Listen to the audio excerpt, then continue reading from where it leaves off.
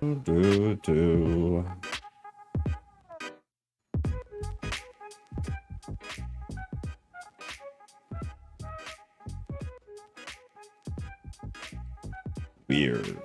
Weird.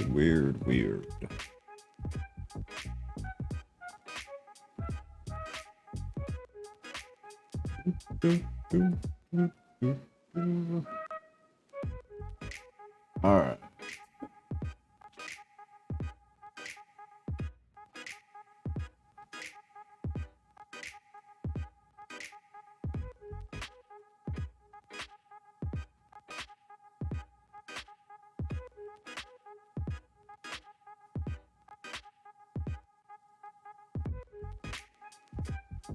TikTok, go to YouTube, same username. Go to YouTube, get off TikTok. Come on, you better than that.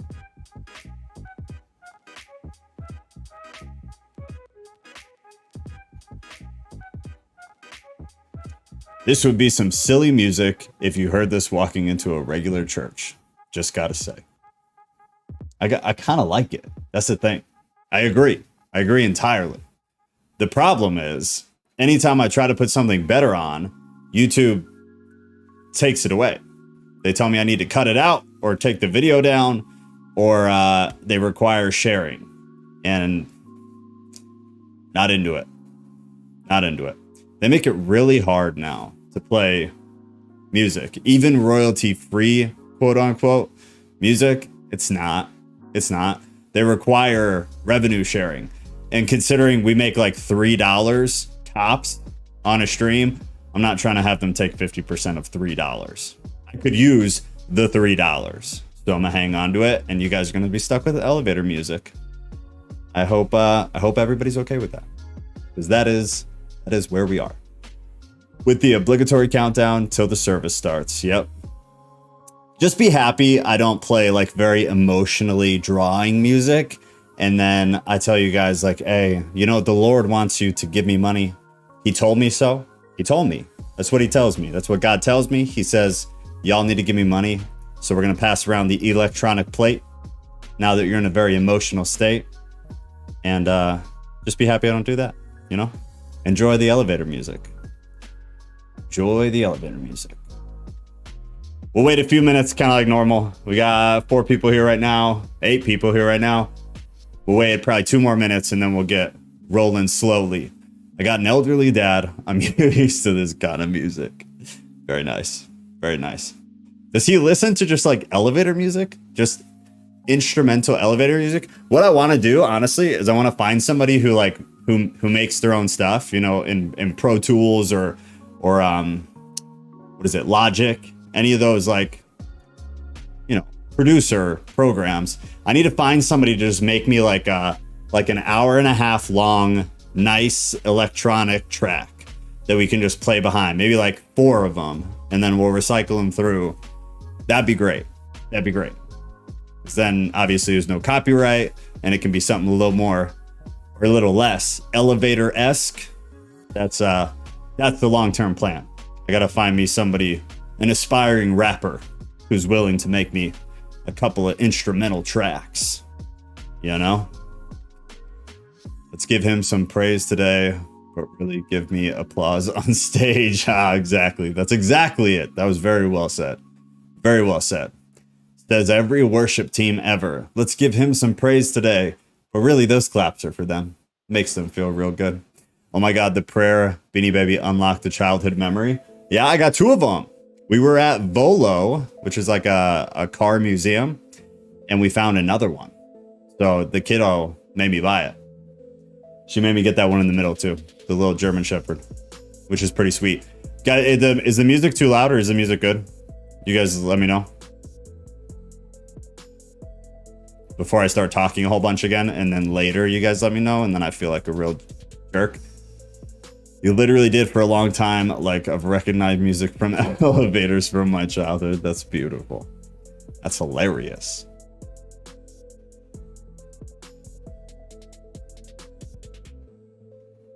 All right.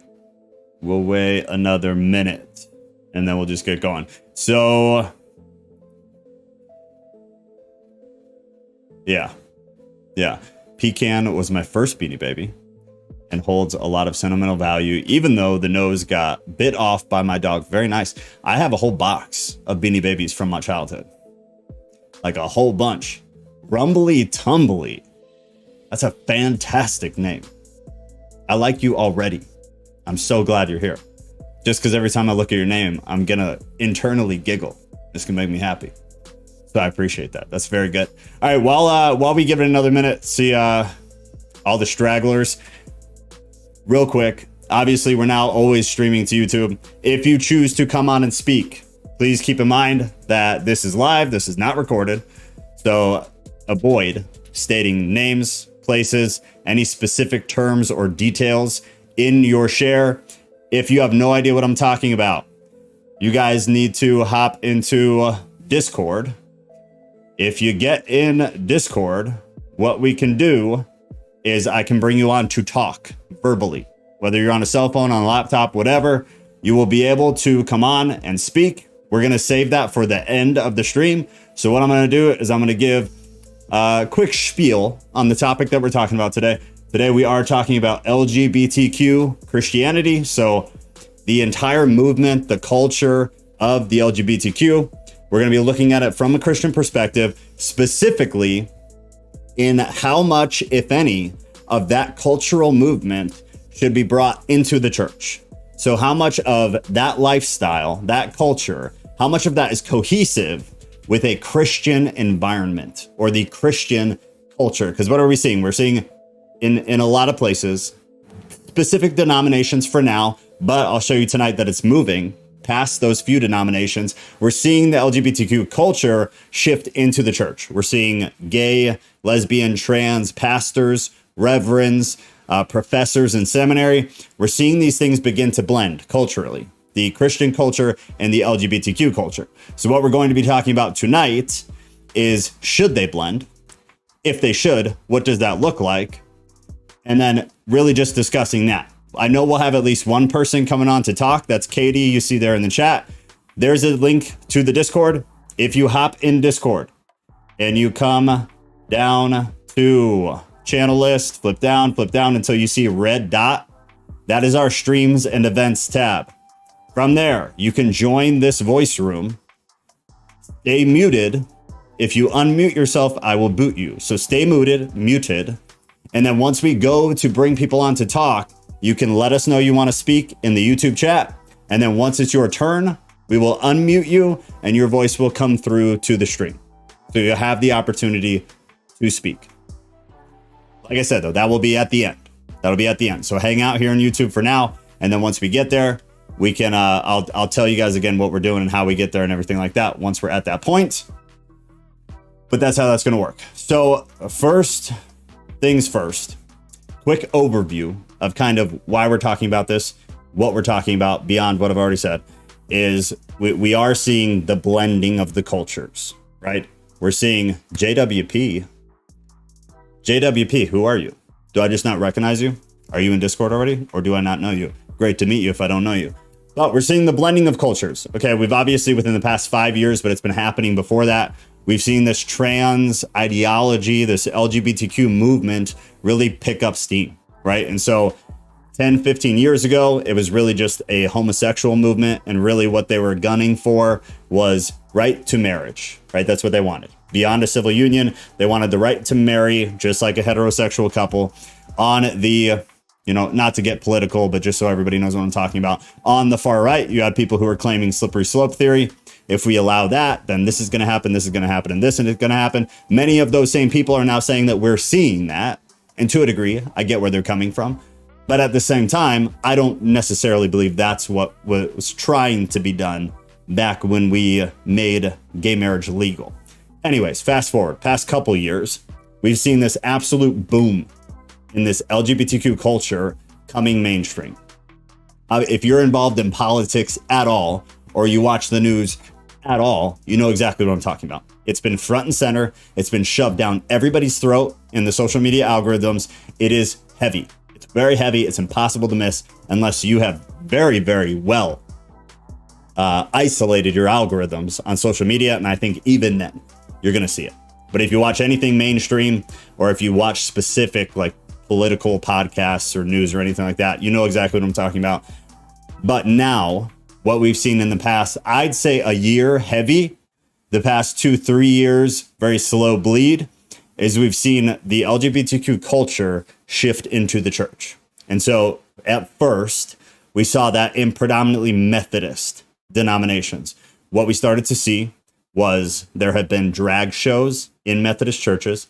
Then we had the right and ability to promote pastors, reverends, deacons, all who are in the LGBTQ culture. So whether that means they're trans, whether that means they're gay, they're lesbian, whatever, that was allowed, right? So 10 years ago, was anybody who was of the homosexual lifestyle, were they allowed to be a pastor, preacher, teacher, any hierarchy position within the church? No. Now that has shifted massively. Now we are seeing that. Somebody who went viral within the past 6 months was, I believe he's a doctor, Reverend Caleb James. Is it James? Reverend Caleb. If you look him up, specifically on TikTok, you'll find him. The last episode we did on the LGBTQ culture, I played a TikTok video to give just an example. And it's wild. The theology that they're pushing, the twists and turns and manipulative actions towards the scripture that they're having to do to force the inclusivity, in my opinion. Of course, everything I say is my opinion. I'm not telling you facts at the moment. I'm telling you my opinion. Is that they've really done exegetical gymnastics to try to force and push this inclusion of the LGBTQ culture within the Christian culture. Obviously, there's a lot of pushback, but at the same time, there's a lot of acceptance. So the thing that I want to focus on tonight is that we have seen this to a point come to a head in that many reformed churches are now pushing this inclusivity concept. Now, I want to say right off the bat, my best friend since teenage years, gay, don't care. He's not a Christian. He's not held to the same moral standard as I am or that I hold myself to. We don't believe the same things. That's his choice. Don't care. Love the dude to death. Well, we'll never care. All growing up, had a bunch of gay friends. Don't care. It's not mine to judge those who are not putting themselves in a position to be held to a very specific objective standard, right? Within Christianity, we have a relatively clear, specific, objective moral standard limit that comes from God, right? Whereas in culture, we have a very subjective moral limit that comes from culture. It comes from people, it comes from government, but more than even those, it does come from just collective culture. Within culture, we have an ever-moving goalpost of what is right and what is wrong. What is right today, what is moral today, could very well be deemed immoral in the next 5 years. That is the issue with subjective moral standards. It's not based on anything that is objective. It's based on how people feel. It's based on emotion. And anybody who knows anything about psychology knows that emotion is the most unreliable thing within human nature. It can be a beautiful thing, sure, but it causes massive problems when that is your standard. When your standard is something that is completely finicky and contingent upon how people feel that day. That's what is happening within culture. Everybody sees it. Everybody's aware of it. Whether you agree with the LGBTQ thing or not, doesn't matter with this. We can all objectively look and see that we are being held to an ever-moving, ever-shifting, subjective moral standard. That's impossible to run a cohesive society when it's functioning that way. Whereas from the Christian perspective, we believe in an objective moral standard. That is God and his directives for us, which we obviously get in the scriptures, right? So within the Reformed movement, Reformed theology, Calvinist, we are seeing a push for the inclusion of the LGBTQ movement. This is from the Reformation Project. That's the website we're on right now. So what we're going to do, we're going to flip through. There's 1, 2, 3, 4, 5, 6, I believe 8. Nope. 10. There are 10 points that they have posted in agreement of the inclusivity of the LGBTQ culture within Christian culture. So tonight we are playing devil's advocate. I'm going to present their arguments for why LGBTQ should be included and should no longer be seen as immoral sexual behavior. I hope you guys push back, or I hope you agree and tell me why you agree. Because again, I don't care what any of you believe either. That's not my job. I just want to talk about things that are deeper than surface level. So number one here, and then like I said, we are going to bring Katie on after we go through some of this. Katie has a very specific perspective of this that all of us can appreciate massively. She was on the last one. It was real good. So I want to bring her on here too in a little bit. If you guys have any specific points within this topic that you want talked about, just throw them in the chat and I'll try to make note of them. Number one that they have, experience of sound Christian teachings should show good fruit, not bad fruit. Non-affirming beliefs about same-sex relationships and transgender people contribute to serious harm in LGBTQ people's lives. From the inclusion of Gentiles in the church to the abolition of slavery, the church has a long history of revisiting the biblical text in light of compelling evidence that prevailing interpretations do not align with Jesus' teachings in Matthew 7, that good trees bear good fruit. I'm sure everybody knows the verse. Everybody knows what we're talking about. If you don't, do a quick Google search for Matthew 7. It's the whole section where he's talking about what we bear from the fruit is what shows kind of who we are and what matters. I'm curious how many of you believe that this is something that should be taken into account. So they're relating it to what? They're relating it to slavery, and they're relating it to the inclusion of the Gentiles in the church. Are those two things, those two movements, if you will, are those comparable to what we're looking at with the inclusion push of LGBTQ culture within the Christian culture? Personally, I find them very different. Okay, what we saw biblical history wise was slavery. And interestingly enough, I just posted a very long video, not long, 20 minutes, about biblical slavery. There was a TikTok person that put out this thing bashing Christians for basically agreeing with slavery. I posted a video about that. So if you want to know about biblical history of slavery, go check that out. It's the last one that I posted. But biblical history of slavery was very, very different than more modern examples of slavery. The entire function of how it worked was different. So no, they're not comparable. The inclusion of the Gentiles into the church, this is the fulfillment of what was always the plan. So again, my opinion is that no, they don't compare. They're two different things. That's just proper exegesis. It's proper interpretation.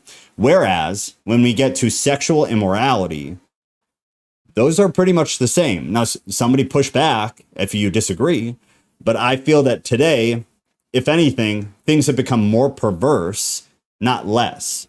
But regardless, these sexually immoral behaviors, I'm going to try to be careful about how I choose the word things. Sexually immoral behaviors today don't look a whole lot different than sexually immoral behaviors back then. You had homosexual that gets called out several times in the Bible. You have pedo, yada, yada, yada, that got called out in the Bible, gets called out today. We have things that are pretty much the same, whether it's biblical history wise or what we're seeing in current culture today. And like I said, I think if anything, we're just getting more perverse. And if anything, we're just aggregating in a worse manner and making these things a deeper pit in the sexual realm of culture. The universe is fundamentally built on polarity. Any ideology that doesn't acknowledge polarity is wrong from the jump. So that is Ghost's opinion there. Before you hear my views, no, my best friend is gay as well. She is also married and Christian. However, we are in agreement that our views are different. That does not mean I don't love her. And everything she has done for me, she's the best. 100%. Like I said, one of my best friends of my entire life is real gay, super gay. I love him. But it's not, I have nothing to do with what he chooses to do in his life, especially because he's not Christian. Everything should, of course, that kind of nuance is lacking nowadays. Yeah, 100%. 100%. I don't see anything wrong with that, though, Jalen. It is what it is. It is what it is. And it's not for us to push people about what they choose to do like that. If somebody wants to talk to you about it, is curious about your views of where that aligns with the Bible, if it aligns with the Bible, then talk to them. But otherwise, I'm not a big proponent of shoving our views down somebody else's throat, because as you guys know, I don't think the Bible is something that we are capable of interpreting truly, properly, to a T. I don't think it's possible.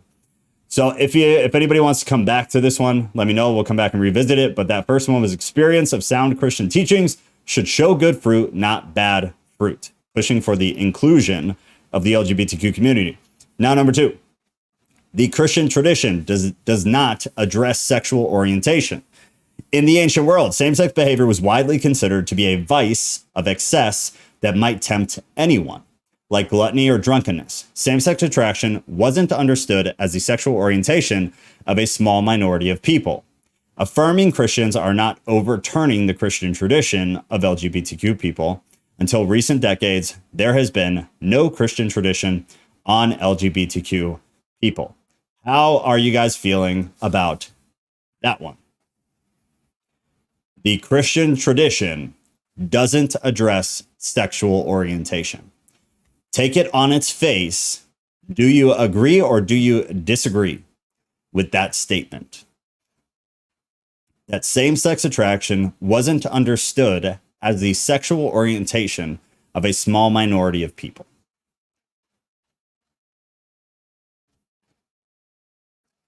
I personally feel like in the Bible, sexual orientation is talked about. Sometimes, I'll be honest. I'll be honest, most of the time, inadvertently. However, it's still there. Sometimes explicitly. Therefore, it's still there.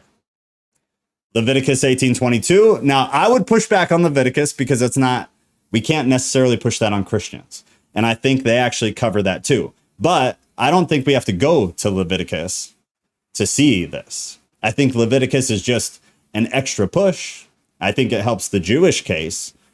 But even within the New Testament, we see sexual orientation. There are direct quotes to sexual orientation. There are direct statements about what a marriage is and who comprises of a marriage, or what a marriage is comprised of, and that relates to the sexual orientation of the individuals. That's my opinion. That's my view. Rumbly tumbly. I think it's important to separate the orientation from the actions. I agree with that for sure. For sure. And they do go into that a little bit here as well. I think it's actually the next one. Yep. I 100% agree with that. Yeah. It's very important to separate the orientation aspect from the actions aspect. I think one of the most famous things from the early 2000s within Christianity was telling people it's not, what do they say? I'm trying to remember. It's not the person, it's the sin. Somebody tell me. There was like a very catchy thing that Christians would say. It's not the sinner, it's the sin. Somebody knows what I'm talking about. Help me out. But something to that effect, that it's not the person, it's not the individual, it's the sin, it's the behavior, it's what they're doing. Right? I know there's a catchy Christian verbiage for it, but I can't. Somebody, you got to help me out. All right, so I would venture to say most of us probably disagree with this. There are many inadvertent references to orientation, and there are several very direct references to orientation. Jesus refers back to the Old Testament when talking about marriage as well. Don't hate the sinner, hate the sin. Thank you, Jalen. Yes, don't hate the sinner, hate the sin. That's the catchy Christian verbiage that they use. TikTok, go to YouTube. Get off TikTok. Get off TikTok. I can't read the chat. You guys got to go to YouTube. Tattoo Theist, same username. Go to YouTube. Don't hate the sinner, hate the sin. Thank you. You guys all got it. I'm the only idiot who totally forgot it. All right, so I'm going to say we agree. Let's move on. Number 3, celibacy is a gift, not a mandate. Not a mandate. The Bible honors celibacy as a worthy calling, but it also makes clear that celibacy is a gift that not all have. We got a reference to Paul, and then I believe it's Jesus talking in Matthew. Yep. Not everyone can accept this word, but only those whom it has been given. Requiring that all gay Christians remain celibate for life because of their sexual orientation is at odds with the Bible's teaching on celibacy. Now, I will say right off the bat that this one only makes sense If you already subscribe to the inclusivity aspect of it. Okay. Otherwise, celibacy does make sense for those who have proclivities towards sexually oriented relationships, as we saw right above, that would be deemed as biblically unfit or biblically immoral. Right? So I have seen video titles about why love the sinner, hate the sin is harmful. Yeah, I don't like that. It was something that they really started pushing in the early 2000s. It was right after we made the shift from fire and brimstone to saved by grace. Nothing matters. God loves you. You're all under grace. Don't worry about it, man. It was during that same period. Love the sinner, hate the sin. It came out, I want to say like 3 to 5 years probably after that really became popular. And we moved to the grace model within Christianity. And we moved away from the fire and brimstone model. TikTok, go to YouTube, get off TikTok. Note, some of these jokes won't land. I love you, dude. I'm a big fan of the ghost.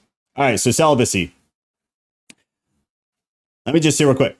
Who thinks that those within the LGBTQ culture, and I'm using an umbrella here and I get that it's more nuanced than that, but let's just make it easy. Anybody within that culture who chooses to come to Christianity, should they stay celibate? How do we feel about that? What are people's opinions? You are entitled to your opinion. So do not feel bad about putting whatever you want. You are entitled to your opinion.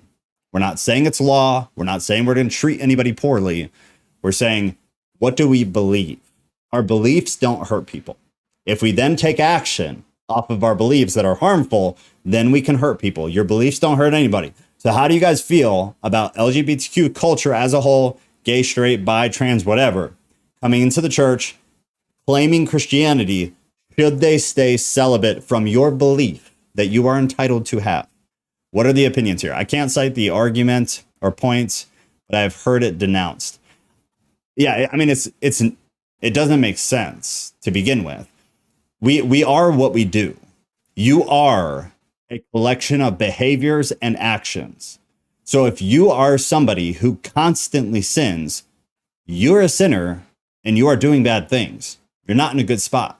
That came with this whole movement of everybody love everybody. God loves everybody. It doesn't matter what you do. You're saved. You're saved by grace. Works don't matter. Do whatever the hell you want. It came with that movement. It's not exegetically sound. You can't just do whatever you want. We have adiaphora, which is the freedom under Christ that Paul talks about. Adiaphora, we have it, but it's to be used responsibly and with good intentions. Not to be used so you can self-seek and fill your pleasure however you see fit. That's not adiaphora. That's sin. Something I struggle with is when leaders are very vocal about LGBTQ, but totally silent on cheating, promiscuity. Boom, rumbly tumbly. I knew I loved you. I knew I liked you. So whenever I talk about LGBTQ, I always relate it to adultery because of what I assume you're getting at. Why are we treating LGBTQ people who we are defining as immoral due to their sexual behavior any different than we treat a heterosexual man or woman who is cheating on his wife or her husband? Those are both sexually immoral. Neither is any worse than the other. It drives me insane. Rumbly tumbly. If you see, I did a video on homosexuality, LGBTQ, whatever, a while back, but I talked in depth about that. That from my eyes, a man who cheats on his wife is no better or worse than a gay man. Why are they different? They're different because Christians are hypocrites, is why. Because Christians have an easier time dealing with it mentally. Somebody cheating on somebody, which is arguably worse in a way, because you're severely damaging the person you're with, that you're married to. You made a flesh tie with someone, and then you went out and you became one flesh with somebody else. I know you didn't actually, but you attempted to. You literally connected flesh with somebody else. You abandoned and you betrayed your partner. I would not treat adultery and the homosexuality movement any different from each other. So when I talk to somebody about one, I don't look at it any different than the other. I'm glad you brought that up. I think celibacy should be default unless you are called to marriage. So then, rumbly tumbly, do you think that homosexuals should be able to marry within a Christian context? Obviously, outside of Christianity, we don't care because that's not our place to judge or decide. But within a Christian context, if you were on the board that decided, would you say that LGBTQ intermarrying, so homosexual marriage, bisexual marriage, would that be permitted within a Christian context? If I were gay, knowing what I know about biology and how babies are made, I'd prefer being with the opposite sex than being celibate. Interesting view. Interesting view. So it's all about procreation for Ghost. I get it. I get it, man. You're trying to pass the seed. I'm with you. No matter whether you are gay or stray, if your proclivities towards sex is greater than your love of God, wouldn't that just show the placement in your head? Yeah, good point. For sure. I try to get outside myself sometimes and think like, TikTok, go to YouTube. I'm going to lose my mind. I try to get outside myself sometimes and think like, what if I was gay? What if all I wanted sexually was another man? And I was Christian still. I was the same person otherwise. How hard of a life, man. Because like the sexual interaction of just that I know now, because I'm a grown up with a child and a woman I've been with for 6 years, it's really important. It's like a big deal. So I try to think about like, well, what if I was gay and I felt that it was wrong for me to act on those sexual proclivities? Like, I have a big heart for people who either think they are or straight up are gay and are also trying to do the Christian thing. I have a huge heart for it because I think it would just be really, really hard. It'd be really hard. Sorry, somebody's like knocking at the door, I thought. Yes, we shouldn't be hypocrites. All sexual immorality is wrong, regardless of gay or straight. 100%. I'm really not sure. I think that's why I'm here. Fair enough, Rumbly Tumbly. Fair enough. Imagine trying to explain things to a TikTok audience. Oh, I don't need to imagine.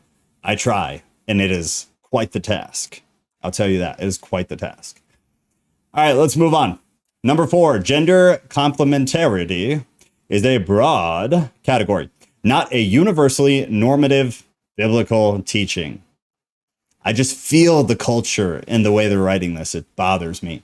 Gender complementarity can refer to a variety of understandings of how men and women complement one another in ways that many non-affirming Christians believe are necessary for romantic relationships to be moral.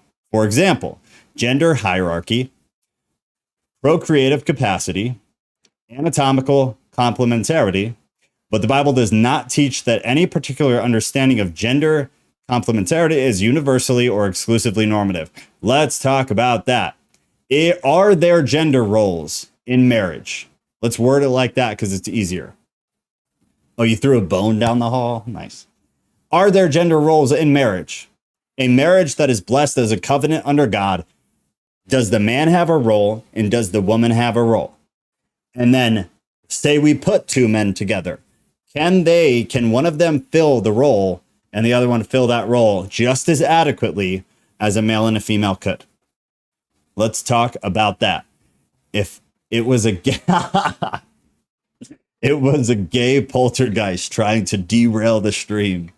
I'm sorry in advance. Jesus, help me. I don't want to downplay how tough that must be, but this life isn't all about pleasure. Isaiah looks like some people have it rougher than others on surface level. For sure. Of course. Of course. I really like to sympathize. Not sympathize. I really try to, yeah, that's what it is. I try to sympathize with other people's issues and problems. And maybe that's just from all the years as, a pastor. I hear people's problems a lot, but I try to really put myself in their shoes and be like, if I was them experiencing what they were experiencing, how hard would that be? Are they overreacting? Are they underreacting? I try to really get in somebody's shoes because I don't want to be a hypocrite myself. And I also don't like thinking poorly of someone who's going through something just because maybe I would go through it a different way. Everything in the universe has a role. It's a machine, 100%. I mean, look at it from a naturalistic worldview. Okay. Outside of a religious worldview. How does nature work? Outside of a very small number of what we'll call anomalies, nature requires a male and a female animal of some species to procreate. therefore to continue the population of whatever that animal is. I understand there are specific species of, insects, I believe, and then I think maybe like some lizards or something, I don't know, Cat will probably tell me, where two of the same sex can procreate. It is statistically negligible, the number that can do that same sex and the number that can't do that same sex. So it's just from a naturalistic worldview, it's not the norm, right? It's not normative. What we're trying to do today within culture is make it normative, which it's not, and it never will be, because most people don't lean that way. I think in a perfect world, traditional gender roles are great, but we don't live in a perfect world for sure. But does that mean we abandon them? Or does that mean we work very hard to change culture to bring them back? Here's the reality, man. If you go through human history, anytime you see gender roles and sexual choices derail from the norm, we see societal collapse. It's happened several times throughout human history. Societal collapse, the precursor is same-sex people getting it on, also adults and children getting it on, and then people becoming confused about what their gender role is. All these things have been precursors to societal collapse. So does that tell us something? Yeah, I think it does. Long-tail lizards, or was it a whiptail? Yeah, isn't there a lizard? There's a lizard that I don't know if it's the boys or the girls. I think it's the boys. I don't know, though. I don't know, man. But two of the same sex lizards, they can have kids. But these are statistical anomalies, right? It is. It's societal. It's a societal thing. My brother is trans. Oh, I totally agree that not everybody should procreate. 100%. 100%. My brother is trans, so I totally understand. He was like a father for me when I was young. So all I'm trying to do is put my views in perspective as if I was in his shoes too. Yeah, exactly. That's what you have to do, man. To be fair, to be honest, and to be at least as subjective as you can be. As objective as you can be. You have to really try to get in somebody's shoes, as uncomfortable as it might be sometimes. It means we need to make sure we safeguard and protect women. I mean, I agree with that for sure. True, everyone shouldn't procreate for a variety of reasons, some positive, some negative. Definitely. Bring them back. I'm tired of working, Jalen. I mean, they were good. If you look at like some of the best times in society around the world is when the family unit was cohesive, very tied. Like the whole point of the family was to regulate itself so that government regulation could take a back seat. We've lost that. Families are destroyed. People are running amok. And now government interference has become very high, very high. Traditional gender roles put women in incredibly vulnerable positions. I wouldn't say it puts them in incredibly vulnerable. It can, but so can non-traditional. Like if a guy's going to be abusive, because I assume that's what you're talking about, they can do that from a non-traditional role as well. The gender roles, and let me be clear about this. Gender roles biblically are not, I am the man, so my wife does whatever I tell her to do. I am the spiritual head of this house, so she's going to do whatever I tell her to do. Cat leader in the chat, that's my spouse. We don't live like that. And we live a very traditional relationship, 100%. But I don't boss her around. I don't tell her what to do. She is very independent. She brings in her own money on top of things, and she runs and takes care of our home. And I do other things. We very much believe in the roles, but none of that includes me telling her how to live her life or what she's allowed to do or what she's not allowed to do. And obviously hitting or physical violence, we shouldn't even have to talk about. It's not okay. I'm tired of working, but bring back roles for all the right reasons. Yeah, I mean, it's important. And for kids, more than anything, proper gender roles are paramount. And kids understanding and seeing what is a relationship. A child growing up in a traditional household is going to statistically be far better off than a child growing up in a non-traditional household where it's just a female, usually just mom. And then he goes and maybe sees the dad on the weekend, maybe never sees dad, but there's not a strong father figure in the house. Again, not somebody who bosses people around, just a strong father figure in the house. Those kids suffer statistically. I love working, but good golly, what were these women thinking? Let's show men we can work 40 hours a week too. Stellar ideology, Barbara. I don't think they're anomalies that some lizards procreate asexually. I think it's just another clue lesson from God, just like all of nature is. What is that clue or lesson? I'm very curious. Freaking Barbara. Oh, absolutely. But if a woman has no access to money, it is incredibly difficult to leave. Yes. But think too, I mean, if they're married, more often than not, a woman does get favor in the court system. So if the guy has money, then she, in many cases, they end up okay. But I completely agree. I completely agree. A woman choosing not to work so that she can fill the role of a wife, therefore leaves her vulnerable if the relationship doesn't work out. What I would urge women to do is get a prenup. And from the woman's view, you can have part of the prenup so that you are taken care of at least for X amount of time after a divorce. That way the male doesn't get screwed and the female doesn't get screwed. You're both protected in case something happens with the relationship. But I completely agree with you that it puts women in a vulnerable place, for sure. I believe in running the household in a traditional setting as a woman simply because I like my dishes done how I like my dishes. Whatever, Kat. I do dishes so good. I do so good for you. I work 2 jobs now, but other things. It'd be nice to have a nice traditional life. See, let's go, ladies. Change culture. Change culture. I believe the problem originated with men not being Christ-like to their women. Everything is downhill from there. That's exactly what it is. I remember I did a video probably 2 months ago about the fact that women are not in their role, not because of them. Women are not in their role because men suck. Because specifically in our setting, Christian men have become worthless. They're awful spiritual leaders. Therefore, the woman usually is a spiritual leader in a household. They're awful providers emotionally, psychologically. Therefore, the woman feels completely untended to. And then at the same time, the men still expect the women to give them what they want, which is usually sex and peace, right? But the men are completely unwilling to fill their role because it's hard. It's hard. Therefore, they don't do it. They get home from work and feel like they have to do nothing else. I went and did my job. Now I'm home. I'm going to sit on the couch. I'm going to drink beer. I'm going to eat Cheetos. And I still expect you to have sex with me later tonight. That is what men have become. That is disgusting. That is so gross. You come home from work and you help. You help with the kids, or you help do something that she doesn't have time to do. You do that until bed. You fill the role as a man. You should be constantly trying to outrun your wife. Because that's the way it should be. You should be leading and she should be following. I don't see that a lot. I see men failing massively. It's very sad. Women can be hypocritical with gender roles and work. I'm not going to take out the trash at the restaurant where I work. Get the male employees to do it. Yeah, I mean, that would be hypocritical for sure. Yes, some people use the Bible to justify bad behavior. 100%. I talked about that in the slavery video I just posted.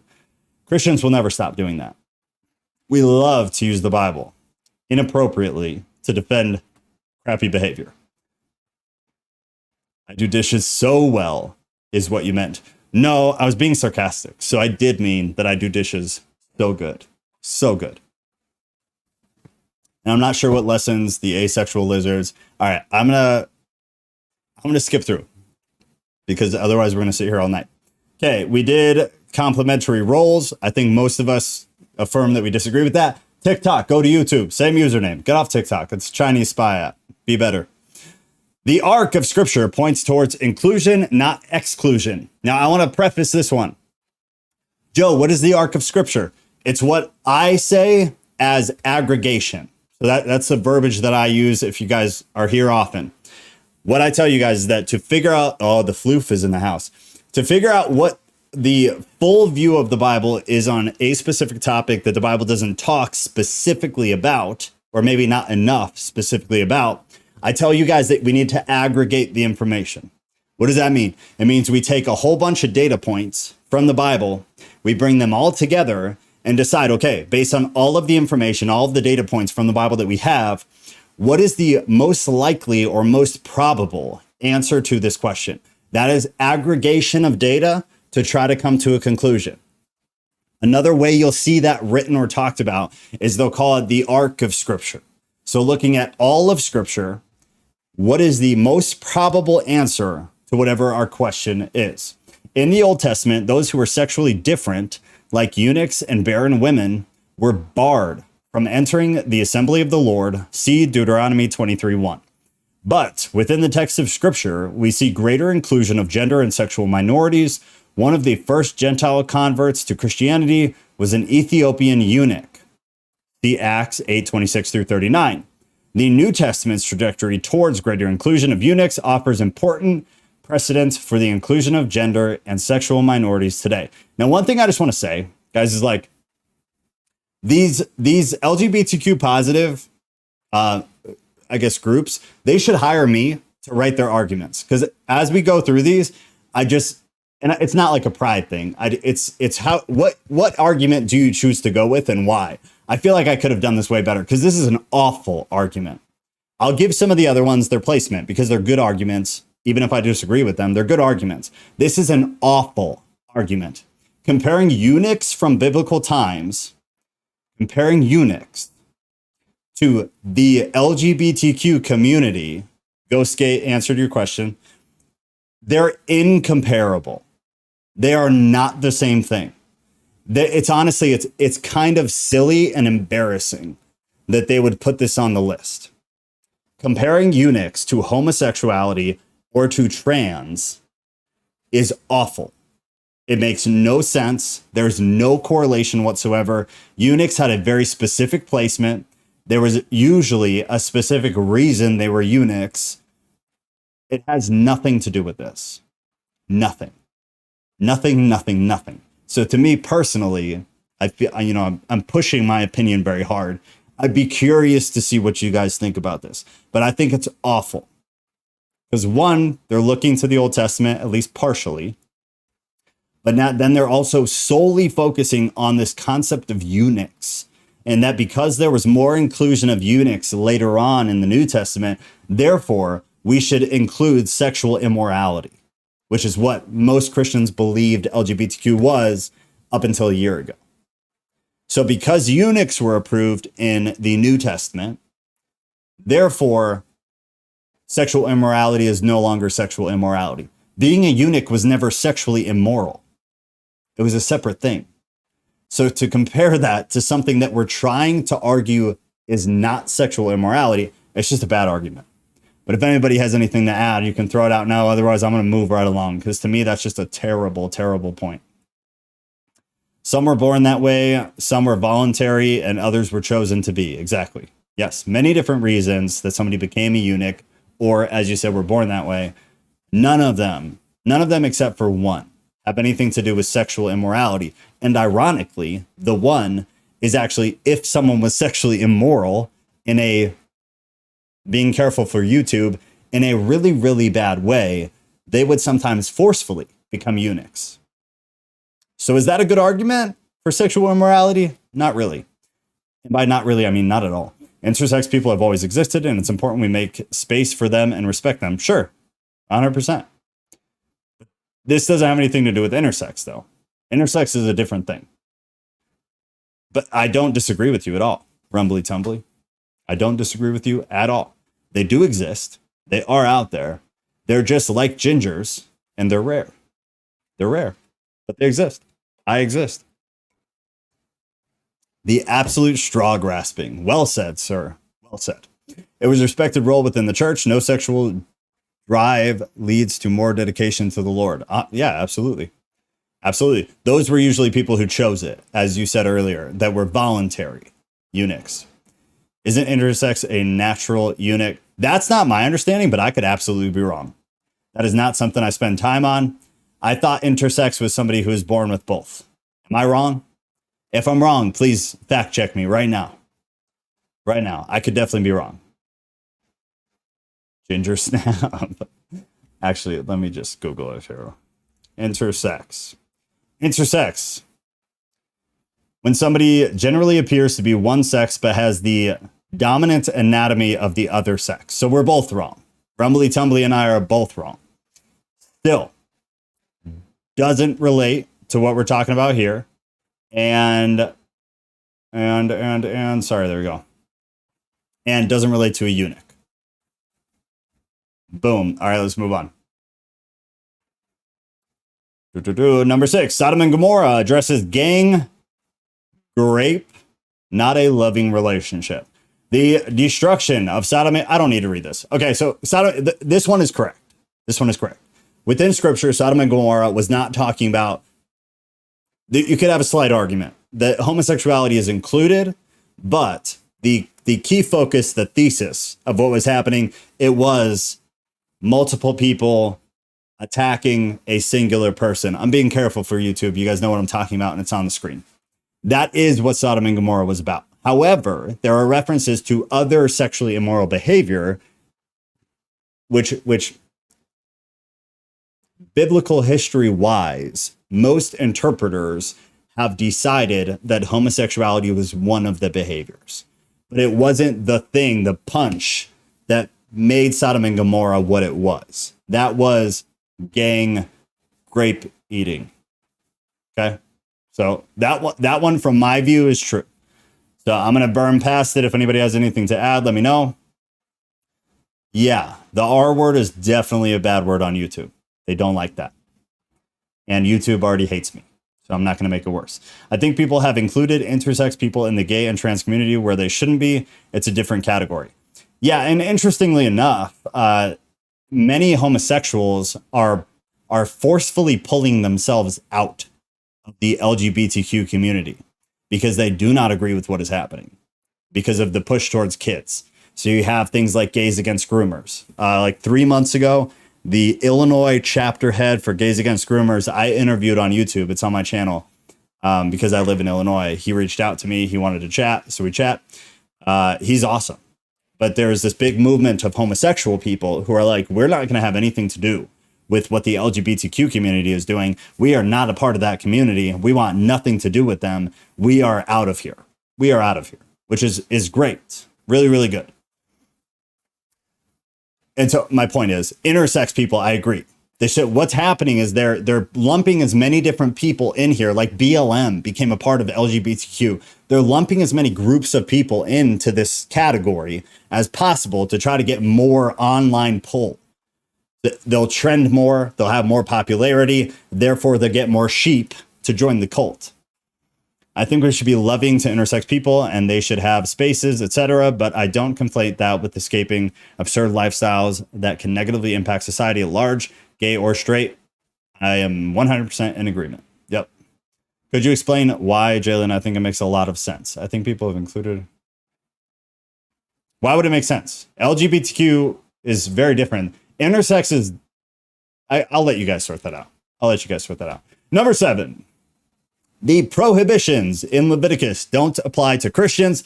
I will cut us through this one. They don't. Specifically to the Levites, we're talking about things like Mosaic law. These were Jewish laws. These don't apply in any way whatsoever to a Christian. Okay, and we can kind of leave it at that. If you need to hear more about that, find my TikTok page, go to the video with 3 million views. I explain very quickly why Levitical Mosaic law has absolutely nothing to do with us. Moving on. Romans addresses unrestrained lust, not sexual orientation. In the ancient world, it was assumed that all people could be satisfied with heterosexual sex, but that some people went beyond it due to their insatiable lust, leading them to engage in same-sex behaviors. Paul isn't condemning being gay as opposed to being straight. He is condemning self-seeking excess as opposed to moderation, a concern made clear by his repeated use of the term lustful, and by his description of people exchanging or abandoning heterosexual sex. How do you guys feel about this one? This is a section that, again, especially if you take it back to Greek, it's relatively clear. The word is there. The implications of people abandoning natural, their words, not mine, natural sex, which we've already discussed. It's not a hit to gay people. It's reality. Natural sex in nature is between a male and a female animal. Period. Therefore, biblical references within this context of abandoning natural sex, that between a man and a woman, for unnatural sexual behaviors is relatively clear. Relatively clear. How you guys feel about it? Where do we land? Isn't the point just to make sure everybody is respected and safe? No, it is not. If that was the point, I would still be going and being okay with the idea of a gay pride parade. No, what it's turned into is absolute perversion. Absolute perversion. There are more videos than you could ever care to watch of people twerking and stripping in front of children. It is not just about respect and safety. It's become about perversion of the next generation. And that is where people started to lose their mind. Before that, nobody really cared. The crazy, crazy people on the right end of the political spectrum have always cared. They always will. Ignore them. However, moderate people, leaning right or moderate religious people, nobody cared about gay pride parades. Nobody cared about any of that stuff until they started pushing it at our kids. Then things became a little bit scary. Then things became unmanageable. And then people started speaking up and speaking out against it. It's not about what's between your legs. It's about what's between your ears. Pull more sheep into the cult. I think that perpetuates the idea that we are recruiting people and the negative connotations of that. I don't think you are recruiting people. I do think that the extreme political end of the LGBTQ community is recruiting people, because they are. But again, this is when I say things like that, I'm talking about a small subsect of that community. I'm not talking about most gay people. Most gay people are fine. They're just people living their lives, just trying to get by, just trying to love somebody or just go through life. I'm talking about the extreme political end of the LGBTQ community that does recruit people. They absolutely do. And that got in bed with BLM during the riots, and that is pulling children into drag events. Those are what I'm talking about. Normal, regular people who are gay or trans, I'm totally fine with them. They're just living their life. I have no issue with that. None at all. They're not held to my standard. But people who push things on children, I have something to say about that. That's why I feel they fit under the same umbrella. Sorry, a bit late. Kink and parades. Yeah, kink right in front of young kids. Sometimes pushing up against young kids. It's hard to hide things now, man. We have the internet. There's videos of everything. It's not hard to find. All right, moving on.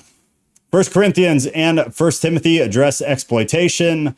The Greek words used by Paul in 1 Corinthians 6:9 and 1 Timothy 1:10.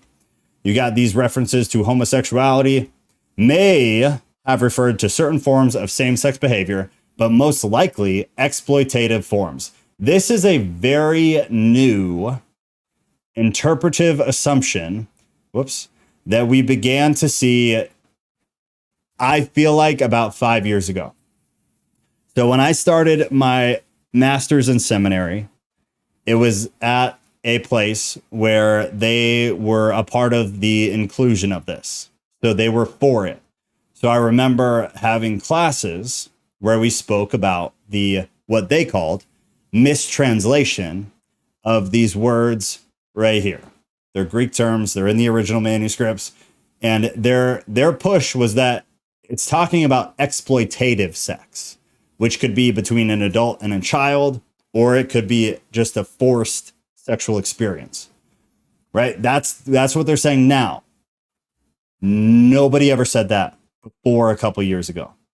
It was not mainstream. It was never taught in seminary. These were two relatively agreed upon words of what they meant in English and the closest we could get in English. We must recognize a distinction between the same-sex behavior the Bible condemns and the desires of the LGBTQ Christians for love, companionship, and family today. So I will say that these two terms, there are times where they are used in an exploitative context, for sure. The issue, though, and this is why translations are so difficult, is because there are more references to them outside of an exploitative context. So then it becomes kind of difficult, if, again, playing devil's advocate for them, it becomes kind of difficult knowing where that starts and where that ends. However, again, we have more references to these terms outside of an exploitative context than we do within an exploitative context. And then the verses, the references that they say are exploitative uses of the word, there's not really anything really concrete to make you think like, oh yeah, they're talking about exploitation. It's not there. But I get why they feel like it could fill a gap. I get it. I understand where they're coming from. I can sympathize with the ideology. And number 10. And then I want to bring Katie on because I cannot stay on past 7:30. According to Ephesians, marriage is fundamentally about commitment, keeping our covenant with our spouses as a reflection of God's own covenant with us through Jesus. The Bible doesn't teach that marriage requires procreation or gender hierarchy. Kind of does. Instead, it teaches that the essence of marriage is covenantal love and faithfulness. And Christian same-sex couples live out that vision of marriage every day. I will say, though, nowadays, you can fix the procreation issue because we have, modern medical science. But again, if you go over the general arc of the Bible or you aggregate all the information, a marriage is between a man and a woman, period. That's all the Bible ever says about it. Beyond that, procreation and being a parent, being a parent of a child within a family context is pushed quite a bit. It's pushed quite a bit. So again, we have all these tons and tons and tons and tons of references of a marriage being between a man and a woman. And we have tons of references of a family unit pushing for having children. Does that mean you have to? No. But you have a lot of evidence that says that that is what the Bible recommends. At the very least, it is a recommendation, right? Kink should not be in public parades. I agree 100%. Be fruitful and party and do whatever you want. Yep. That's the way I read it too. That's the way I read it too. Marriage in the Bible has been poly though. Yeah, you're right. It did exist. It did exist. But again, you're taking, do we base our entire faith off of the few or the many? These are the things that, you have to decide as an interpreter of a religious movement. You have to decide. Poor Solomon. All right, Katie, if you want to go to the event voice, we can pop you in now. And you can just kind of go over, who you are, where you sit with all this. Again, what is your perspective? Because you obviously have a very specific perspective. And I think most of the people here were probably not here when you talked the first time. TikTok, go to YouTube, same username. You're going to miss out. You're not going to be able to hear her. But did the author of that book of the Bible say, oh, hey, footnote, this is wrong? No, but the fact that there isn't a footnote saying something is wrong doesn't make it not wrong, right? Otherwise, you'd have to say that they needed to do that everywhere in the Bible. And they obviously don't, right? Does the new law actually address polyamory? What is the new law? You mean like the New Testament? This is what I'm saying. Any reference to marriage, I think 100% of them in the New Testament are in reference to a man and a woman, period. Outside of that, yes, you can find some, Katie, I'll unmute you in a second. Outside of that, you can find references to polyamory, for sure. It existed. It was a thing. But do we base an entire faith off of something that happened a few times in a book that technically isn't even a Christian book? It's our history, which was Jewish. Or do we base it off of the New Testament, which, again, I'm like 99% sure has 100% reference to two people, to monogamy, and between a male and a female. All right, Katie, you are unmuted from my end. And then just test the mic out. Hello, all right, this is Katie. Can you hear me? Can everybody hear her? Is she good? I can hear you fine. So I assume it's all good. Okay, great. Hi, everybody. My name is Katie. I'm a little ill right now. I got a COVID test. It is negative, but I still feel kind of not so good. So that's why, I might sound a little different than the last time I was on this podcast. But hi, my name's Katie. I'm 25. I'm from New York, and I am a queer Christian. And looking forward to talking about that from you guys with you guys. I am not I'm gonna try and stay away from debate. I'm gonna try and stay with discussion, especially based on, sharing my personal experiences and my views and thoughts about this topic.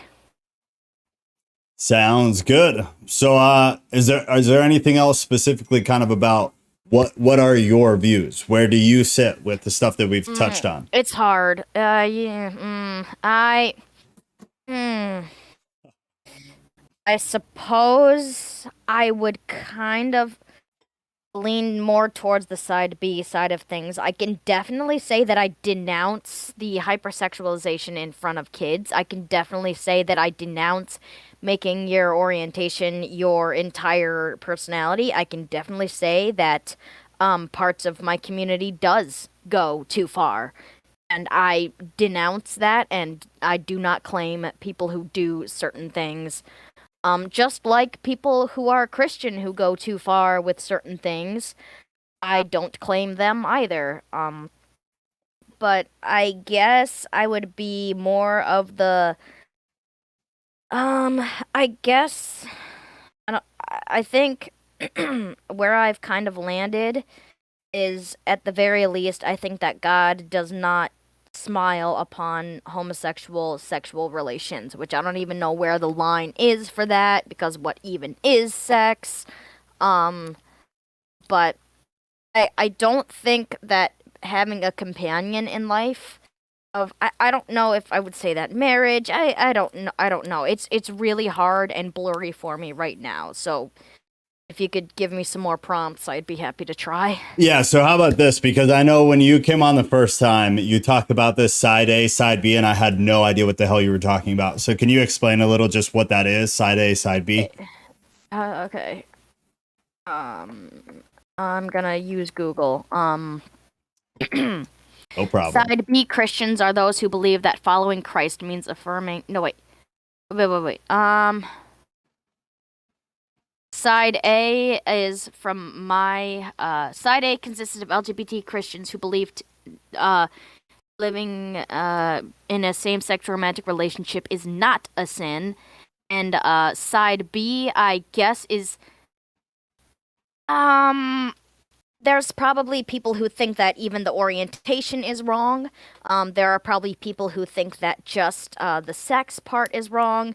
There are probably people that think that you can't even have a boyfriend or girlfriend of the same sex. I guess there's very big variation of and I bet there's probably some variation in the side A as well, as about, should we therefore attempt to convert them, or should we love them?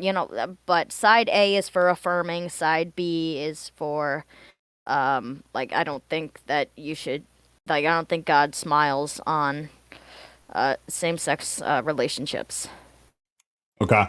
And then how about this? What is, from your view, because you obviously have a very specific perspective, how do you feel personally about the inclusion of the community in Christian leadership?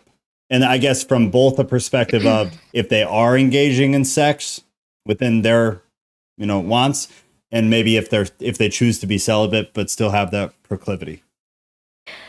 I guess I would venture to follow that up with do you ask pastor about their sexual life before they can go on the altar and be, in a position of leadership? Is it appropriate to ask about someone's, private life? That's kind of what comes to mind about what you just said. Well, they do, though. So, I mean, when I was getting ordained, they asked if I'd been divorced. They asked if I had committed adultery in the past. I mean, I got asked personal questions for sure. But even let's take that out. Let's say for them just personally, integrity is a thing. So, I mean, if I knew right now I was cheating on Kat, but I was also pastoring a church, the right thing to do would be to step down. And the reason for that is because I was committing a sexual sin. So let's say they had integrity. Is it something that biblically is right or wrong? So let's just do the morality aspect. Biblically, you're asking the wrong person biblically. But I mean, every single one of us is sinners. You know, none of us can throw that first stone. For sure. You know, I anyone can denounce. I have a very strong, vehement reaction towards stories of like sexual abuse among pastors. You know, that viral video of that man who said, "Oh, I have committed adultery," and he did an altar call, and you know, a young woman stepped forward and she said, "That was me. You remember when we did that when I was 16 in your office?" God. You know that one? You know that one? No. No, you haven't seen this? Oh my God. Oh my God. At first, the people in the pews were like, you know, you didn't say she was 16, and then some, you know, and then eventually, blah blah blah, and then they all say, you know, they all put their hands on him, and we love you, pastor, we love you, pastor, and what a spit in the face of that victim who stepped. Fuck. Wait, are you allowed to say that on YouTube? Yeah, you can swear. I apologize though, because I try not to. But good God, that's disgusting. Jalen said I saw that. I think Penguin Z30, or you know the one, Charlie. I think he reacted to that. I think that one of the atheist YouTube channels that I watch has also covered it. Either Believe It or Not, or maybe Holy Kool-Aid. But that's wild. You know, stuff like that gets me so angry, and I hate that some people would automatically take one look at like a gay person and automatically lump them in with that kind of behavior. Which is why, if you watch the first interview, when I was in 8th grade at a private Catholic school, I was put in the boys' locker room because I came out as bi-curious in 8th grade. And they took one look at me and suddenly assumed that I would be like looking at the girls and, you know, yeah. And I kind of don't, I'm kind of not so proud to say that this thought has come to mind. But like, you know, some of these girls also went to the same high school as me. And even in 8th grade, I saw, listen, we could talk about modesty. Listen, it's not empowering to be a 13-year-old girl dancing on TikTok or wearing belly button shirts and booty shorts. What does based mean, by the way? It means you're right on. Okay. I thought based was a bad thing. No, it's a positive thing. Okay. And I just remember seeing girls in my class dressing that way, and I remember seeing them grind on boys and stuff with boys on the dance floor, and I remember hearing them brag about how they could have sex without getting emotionally attached, and not to be, I just find it ironic. And so, I mean, listen, I'm not about to shame these girls for where they are in their journey and what they choose to do. I am not about to do the whole she wears short skirts, I wear t-shirts. I am better than her because I don't wear short skirts. And, you know, we're not about to do the slut shaming and the higher ground. You know what I mean? Not about to do that. And I, once again, have forgotten where I was going with this. What was the question? I don't know. I got kind of thrown off. Let me think. I don't know. Like my ADHD, I do that all the time. I go and go. I'm like, wait. Okay, I'm still just reeling from the pastor and the 16-year-old. I'm like, my like heart is beating. I want to just lay him out a little bit. Yeah. Well, then, so I mean, we were talking about if the person has integrity. So an example, I guess, in James 3:1, you have, not many of you should become teachers, my brothers, for you know that we who teach will be judged with greater strictness. And then I relate that to all sin is the same, right? The only caveat to that is that we do have indication within the New Testament that sexual sin in some way, it's not clear, but in some way is more damaging than other sins. So whether it's worse or not, whatever, I would say it seems to be. but it's at least different. It's more damaging. So therefore, somebody who understands and believes Yeah. that they're committing a sexual sin and then continuing on with teaching doesn't seem great. I would say that the example of But the dude who touches a sexual sin. 16-year-old, that dude should not be. And I'd rather have a gay Yes. dude as a pastor. 100%. I mean, I definitely, especially because of my experience in 8th grade, I definitely do not like the one-dimensionness that we see gay people as just sexual and sexual sin and homosexual and sexual proclivities and sexual behaviors.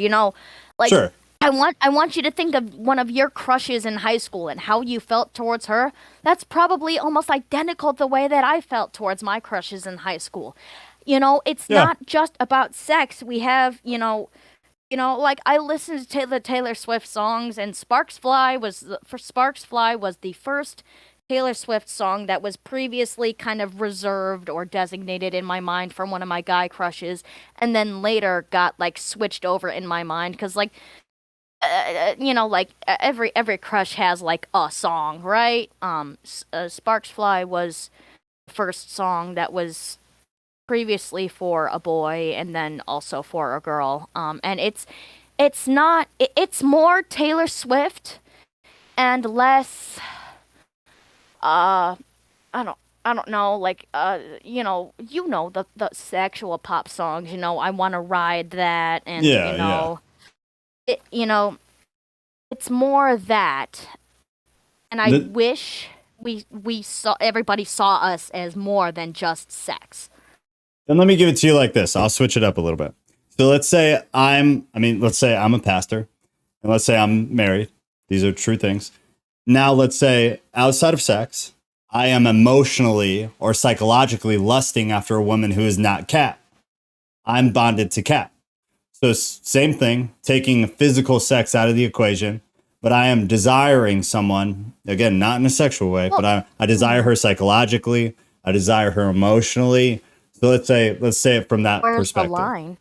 Where's the line, though? I would say the desire Do you- alone is wrong. The desire to leave Kat and be with her instead, or the desire to cheat on Kat with another woman, that would be wrong. But I mean, to enjoy someone's company, I don't think is wrong. Well, no, of It's course not. just where exactly. I mean, does that mean you can't enjoy the company of anybody else other than your wife?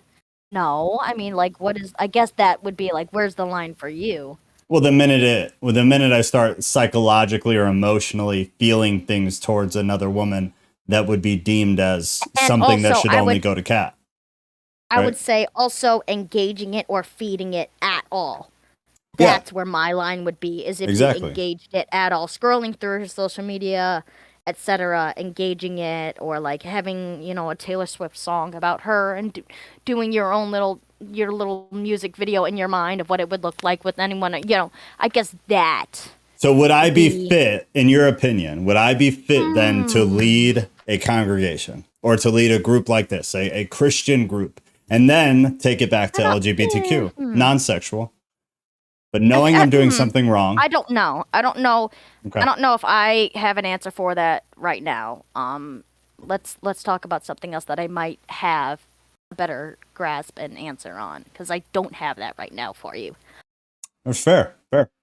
I'd rather you say you don't know than just spit out some stuff. No, it's good.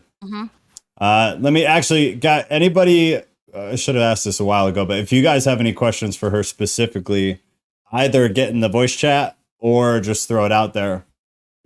Okay, so let me think. Well, I guess when did you start to see the inclusion happen within Christianity? Like, when did you first notice it? How old are you? You said 25? Yeah, I would say in college. Okay. At another college in the area, the more expensive private Catholic college, they had a retreat for LGBT Christians, and it was with the guise of acceptance and we love you and we're sorry that anybody has hurt you. And I wanted to go to this so bad, but well, you're not a student at this school. And I was like, come on, do you have any idea how much I need this? You know?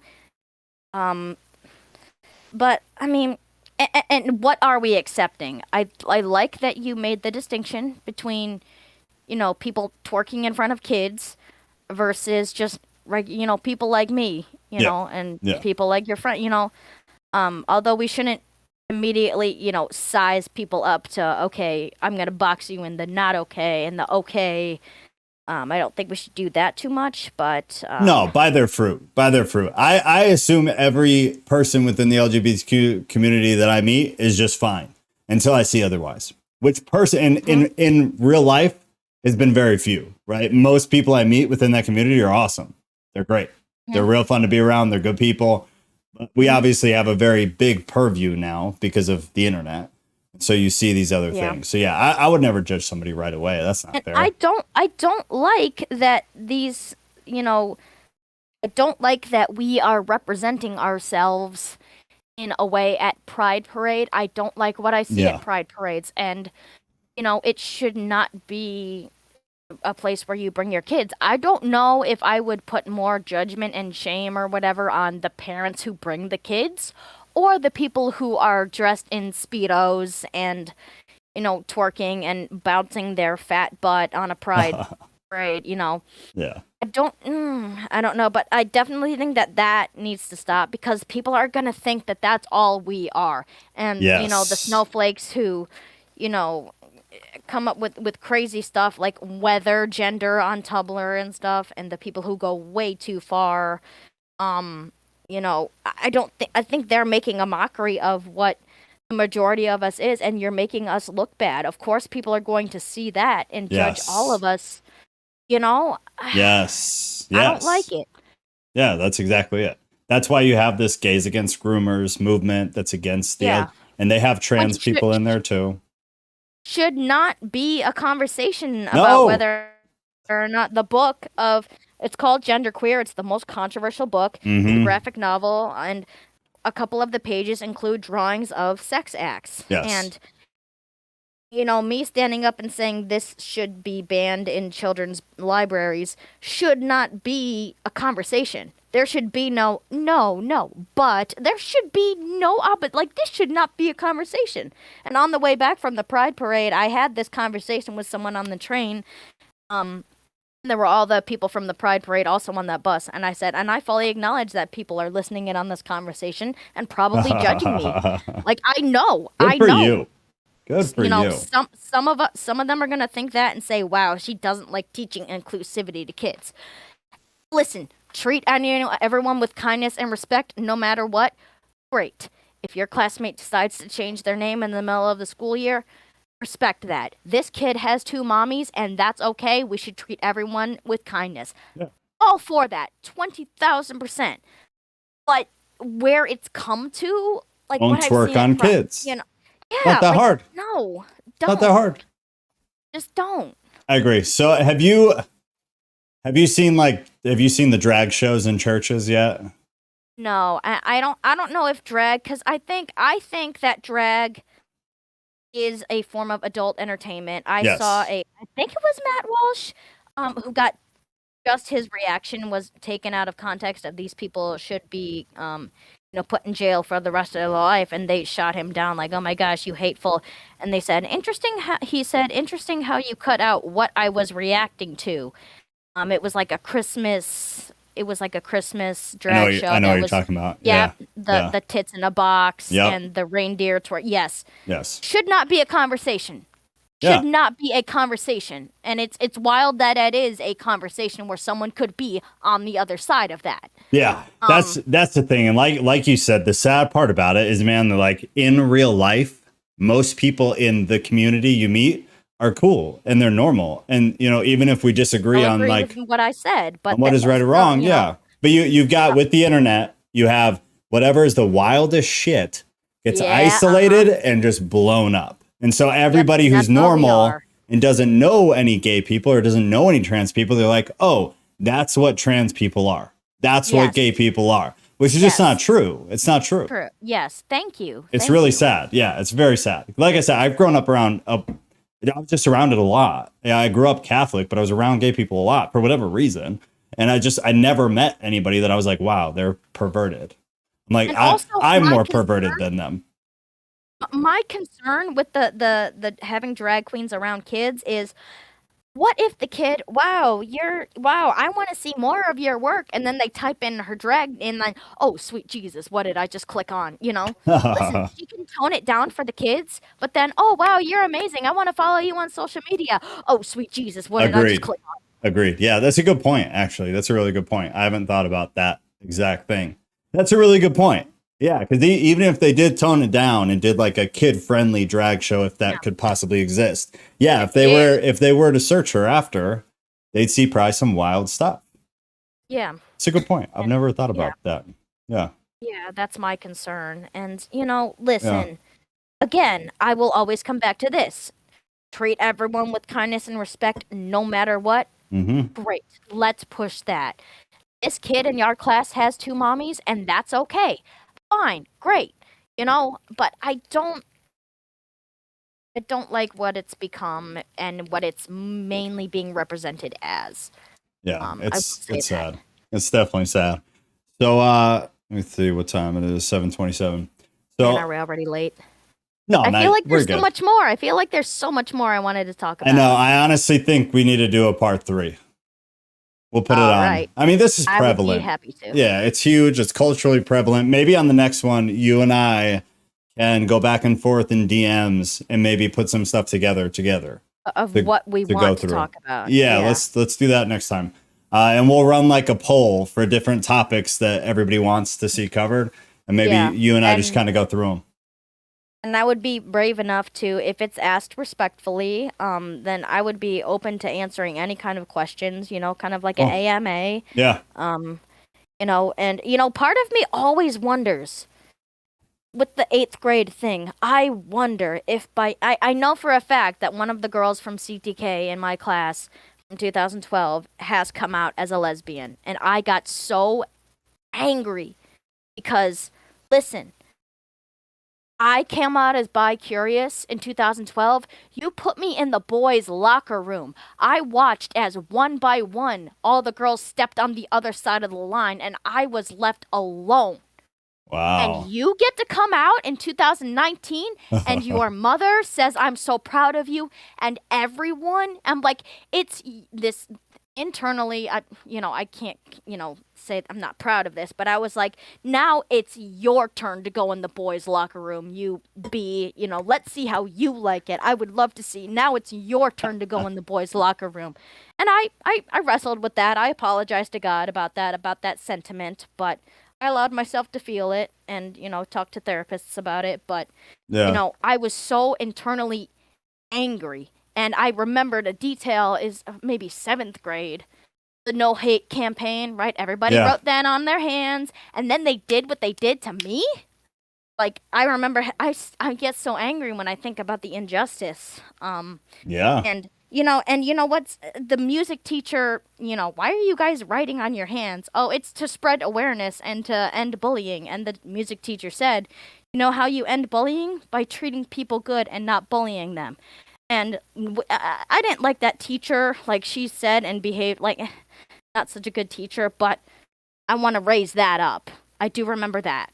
And I remember, so the podcasts that I listen to about like religious trauma and topics such as that, a lot of them cite EDMR as as something that has helped them with their trauma, and I just got approved finally to go see an EDMR specialist. Nice. It's gonna be like an hour and a half bus ride, but I finally got approved, so hopefully I can continue this journey of healing with CTK in 8th grade. And if any of you from CTK are listening, I mean, I don't even know what to say, but like, I got hurt. Specifically, you hurt me, and I'm still wrestling with that. And please, for the love of God, don't ever do this to another kid. I'm gonna finish that letter and I'm gonna send it to CTK and just tell my story and beg them to please. It doesn't matter about agreeing with LGBT or not. Yeah. This is about treating kids, like it says in the Catechism of the Catholic Church, they are to be treated with respect and dignity. Even though I don't like the part where it says right after that, even though they are inherently disordered, I don't like that. But, Yeah. Yes, okay, rant over. No, it was a good rant. It was a good rant. Rumbly said they found EDMR super helpful. Mm-hmm. My fear is that I'm gonna get to this EDMR and, it's not gonna be, and I'm like, that's it. That's it. Uh-huh. I don't feel any different, but I'm just gonna give it a try, give it my all, and the more you put into it, just believe that it'll help. That's exactly right. That's a good that's a good view to have of it. I'm sure it'll help, man. It's helped a lot of people. It's been great success with that stuff. Mm-hmm. Okay, well, do you have anything else you'd like to throw out? Otherwise, we'll wrap it up for tonight. But we will put the part 3 on. I do, if anyone is interested, I did make a video of It Gets Better where I tell all the story of, 8th grade and how it got better for me. Like I said last time, the easiest way to find my YouTube channel is to search Katie Sky Critical Mistakes, which will lead you to my YouTube cover of Critical Mistakes by 888. And then in the video description, it says, this is my vlog channel, and then It Gets Better. Beautiful. All right. And hey, real quick, actually. So Kat asked, what do you think of the amount of people who identify as gay now? Do you think it's realistic or possible to have so many in the community, especially in recent years? So basically, do you think, obviously there are gay people and trans people, but do you think the sheer volume at the moment is largely a social construct of culture or natural? Ooh. It's a good question. Yeah. I would hate to invalidate anybody's feelings. I know who I am. I know how I feel. And, I know this about myself. I will kind of on a slight tangent, if I were going to denounce or like have some healthy skepticism about anything, it would have to be the explosion of autism and neurodivergence and self-diagnosing of stuff. I don't think that being gay is in that category, but I do want to have some healthy skepticism of the trans stuff. I kind of agree with the, nobody told me I was trans when I was a tomboy as a kid. I do think that sometimes it's a little too extreme of, then you must, you can't have it both ways. My best friend Chelsea and I have talked about this. Like, you can't be like gender roles, like pink does not equal girl and blue doesn't. That's arbitrary. And then how do you know that you're a girl? I like the color pink and Barbie. I mean, but you just said that you can't have it both ways. Gender roles, yes, arbitrary. I don't think they should be as set in stone, but gender, I don't think we should go to the extreme of like the kids who were raised without gender, quote unquote, and then that documentary about the Swedish or Norwegian, Ma Pa. Yep. Has anyone seen that? I don't think that, because then you can hear the kid, do you want to be a boy or a girl today? Yeah. Do we have to go through this every morning? Do we have to do this? I do. There's extremes that I will denounce and have healthy skepticism. Fair. Yeah. But I don't want to automatically. I don't like how the craziness leads everyone to automatically judge when someone says, "I think I might be trans." Oh, it's because of the TikTok and the same way as certain representation and the way we talk about it leads you to have certain, jump to some conclusions and stereotypes of what you think that means. Yeah, for sure. I related very much, and my friends didn't get this, but I did when I watched Shrek as a tween and a teenager, about how Donkey, take a one look at me, what am I? Expecting him to say, an ogre, get your knives and pitch, really tall. Doesn't that bother you? Nope. Really? When I first saw you, I didn't think that you were just a big, dumb, stupid, ugly ogre. people take one look at me. I related hardcore to that, and Yeah. when I pointed that out to my online friends, they were like, "Huh, I never saw it that way." I also related to Lilo from Lilo and Stitch, about my friends, and Interesting. always That's feeling like an outcast. yeah. That's it. That was a good example. Yeah. Yeah. Okay. Well, that was a good question, Kat. And if anything, if I have any like PS thoughts about this where I think like, oh, that could have come across wrong, I'll probably this will be on YouTube, right? I can put it in the comments and be like, hey, I think I construed this wrong and want to clarify. Yes. Yeah. Yeah. If you do that, I'll make sure I pin it so it stays at the Yeah, top. thank you. Okay. Yeah, for Yeah. sure. For sure. All right, cool, Katie. Well, I am going to, or do you mind just muting yourself? Guys, we're going to pray and get out of here. I'm a little bit late now. So let me see real quick. Anybody who doesn't know, there is a prayer section in the Discord. I think everybody here does. Maybe Rumbly Tumbly, you might not know. We have a prayer section in the Discord. There again is a link to get into Discord. You can submit a prayer request that is either public or private. Private stays within the prayer team and me. Public goes into a separate category that I am free to read on stream. So we only have one right now. So we got this. Dear sisters and brothers, our brother Jared Mills, who has been around for a long time, is requesting prayer for his grandfather who is currently in the hospital due to a stroke. So we ask for God's divine healing for his grandpa and also prayers for comfort and peace for his whole family. God, beyond that, we want to pray specifically tonight for culture.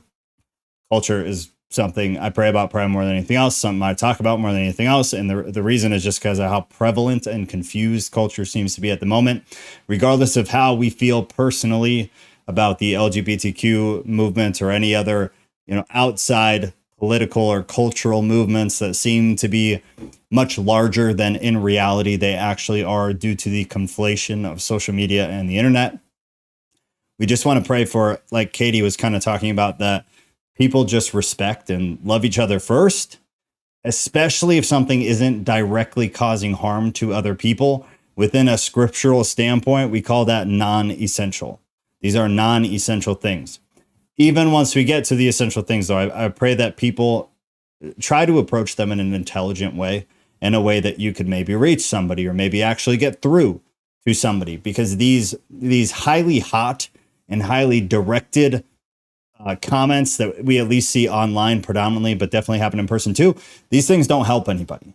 Going at people instead of to people does not help anybody. And all it does is cause a greater divide and a greater chasm between the two different groups of people. So I pray at least this group specifically really attempts to engage with these issues, whether we're online or whether we're in person, in a manner of humility. Because as we kind of talked about, nobody is free from doing things we should not be doing. Nobody is free from the concept of sin. It really, if we're being honest, comes down to what sin do you do? And this odd self-righteousness where we feel like our sin is not as bad as the guy or woman next to us, and therefore we sit on the high horse. All sin, for the most part, is basically the same. I pray that people within our group really grasp that and live in a state of humility of that, so that when we speak to other people or we pastor or teach with other people, we see them as equals in that regard, because that is the reality. I also pray for everybody in the group who might be having a hard time. We've had a lot of private prayers come in, so be with them for all the different reasons that they were requesting people to pray for them. I pray that we continue to get new people in here like we have been, because all of them seem to be awesome, and it's growing the community, and it's going to get better conversation and allow us to go deeper, because we'll have those different perspectives. We pray all of this in Jesus' name. Amen. Everybody have a lovely evening. I'm going to go play with my kid for 30 minutes before bed and eat, because I'm always hungry. Everybody have a great night. I will post a poll for next Thursday's topic. Last week we didn't do one because I decided we were just going to do the part 2 of this because Katie had waited so long, and it's a good conversation. It's prevalent, it matters. But this week we'll go back to normal. So again, that's going to be too loud. So if you get in the Discord, you'll see a poll in the announcements tab, which is near the top of the channel list. I will also alert everybody of that. So make sure you click alerts on when you join the Discord. But you'll have probably 5 to 7 choices of what the topic will be. You guys vote, and then that is what we talk about every Thursday. Remember, too, Sunday nights, 6 p.m. We're going to continue going through Enoch, which has been phenomenal and crazy and hard to follow, but very good.